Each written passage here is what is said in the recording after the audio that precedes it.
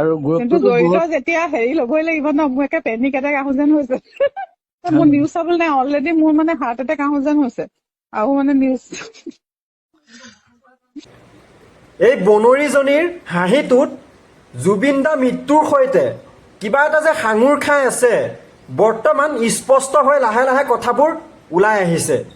তোৰ সেই heart attack অহা আৰু পেনিক আহিব ধৰা সময়খিনিত অসমৰ ৰাইজে বুকুত ঢুকিয়াই যেতিয়া কান্দিছিলে জুবিন দাক হেৰুৱাই, সেই 19 ছেপ্টেম্বৰ দিনটো অসমৰ ৰাইজে পাহৰা নাই। জুবিনৰ নিচিনা মহান আত্মাই বহুত কষ্ট পাব যে তেওঁ যিটো ভিজন তেওঁ শ্যাম কানুৰ লগত শ্বেয়াৰ কৰিছিল, সেই মানুহজনক যে আজি তেওঁক ভিতৰত ভৰাই থৈ দিছে। আৰু এই বনৰীজনীয়ে কয় শ্যাম কানুক হেনো জেলত ভৰাই থোৱাৰ কাৰণে জুবিন দাৰ আত্মাই বহুত কষ্ট পাব। তেওঁক আমি বিশ্ব দৰবাৰত প্ৰতিষ্ঠা কৰিব যোৱাটো জানো নেগলিজেঞ্চ হ'ব পাৰে? বনৰী গম পাইছোঁ, তহঁতে কি বিশ্ব দৰবাৰত প্ৰতিষ্ঠা কৰিবলৈ গৈছিলি, সেইটো কাৰণে মানুহটো ছিংগাপুৰত নি পেলাই কেলা মাৰি পেলালি। তোৰ আৰে জুবিন দা আগৰ পৰাই বিশ্ব দৰবাৰত প্ৰতিষ্ঠা হৈ আছে, তহঁতে কি বাল আকৌ নতুনকৈ বিশ্ব দৰবাৰত প্ৰতিষ্ঠা কৰিবলৈ মাৰাণীহঁত তহঁতে মানুহক মূৰ্খ ভাবিছ। হে আমি য'ত মানে ছিংগাপুৰৰ চবতকৈ বেষ্ট হোটেলখনত ৰাখিছোঁ। ছিংগাপুৰত চবচে বেষ্ট হোটেলখনত ৰাখিছিলি, সেইটো কাৰণে তাতে মদে মাংসই খুৱাই মানুহটোক মাৰি পেলোৱাৰ প্লেন কৰিছিলি। তয়ো কম নহয় বুনৰী। অৱশেষতো মাত ওলাল নিমাতী কইনাৰ।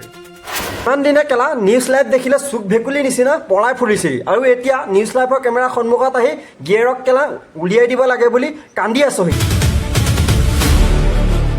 যে শ্যাম কানু মহন্তই অভিমান্যু তেওঁক মদৰ বটল এটা কিনি আনিব দিছিল, কি ব্লেক এণ্ড হোৱাইট ব্ৰেণ্ড নেকি। আৰু এই চুদুৰ ভাই শ্যাম কানুৱে ছিংগাপুৰ হোটেল কৰ্তৃপক্ষক মেইল কৰিছে যে জুবিন দাই কোনো কাৰণতে যাতে মদ নেপায় আৰু মদ নিদিয়ে কোনেও, কিন্তু সি চুটমাৰাণীয়ে নিজেই মদ নি পেলাই জুবিন দাক খুৱাইছে। তাতো কিবা এটা ৰহস্য থাকিব, হয়তো মদত শ্যাম কানু মহন্তই কিবা ঔষধ মিলাব পাৰে, এনেকুৱা কিছুমান সন্দেহ আছে। নহ'লে হোটেল কৰ্তৃপক্ষক মদ নিদিবলৈ মেইল কৰিবলগীয়া আঁৰততো কিবা এটা প্ৰশ্ন আছে, নেথাকা নহয়।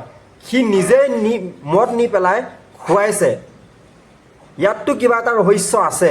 মোৰ এটাই কথা ক'বলগীয়া আছে যে বহুত হেৰি হৈ আছে, মানে অন্যায় হৈ আছে, নিৰপৰাধী মানুহক ভিতৰত সোমোৱাই থৈ দিছে। ছিংগাপুৰ য'ত ইমান কটকটীয়া আইন কানুন আছে, সেই দেশতে কৈছে যে এইটো এটা এক্সিডেণ্টেল ডেথ।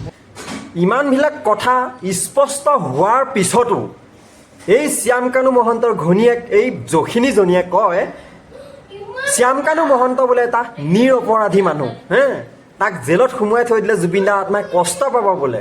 এদিন নহয় এদিনটো গিয়েৰে যদি জেলৰ পৰা ওলাই অসমৰ মানুহে কেলা মৰিয়াই মাৰিব, গম পাইছনে নাই। আৰু শ্যাম কানু মহন্ত যদি কেনেবাকৈ জেলৰ পৰা ওলাইও আহে, ই কেলা ক'ত পলাই পতং দিব সেইটো অসমৰ মানুহেও বিচাৰি নাপাব। ই অসমততো ভুলতো নাথাকে। যদি কেনেবাকৈ ওলাই আহে, আৰু ওলাই যে আহিব হয়তো আশা কম, হয়তো ওলাই আহিবও পাৰে। যদি কোনোবা ডাঙৰ ডাঙৰ মন্ত্ৰী MLA মাথাত আশীৰ্বাদ থাকে তেতিয়াহ'লে ওলাই আহিবও পাৰে, কোনো ডাঙৰ কথা নহয়। আৰু যদি কেনেবাকৈ ওলাই আহে অসমৰ ৰাইজেতো দিব, সেইটো চিয়'ৰ। জুবিনে কিন্তু যোৱাৰ আগতে কৈ গৈছিলে যে মই যদি নাযাওঁ তেতিয়া এজনে ছুইচাইড কৰিব। সেইবোৰ কোনে কৈছে? নিজে কৈ গৈছিলে। নাই কোৱা। কাৰ আগত কৈছে? আপোনালোকৰ আগত জানো কিবা হেৰি আছে, প্ৰমাণ আছে? এইটো কথা কোৱা।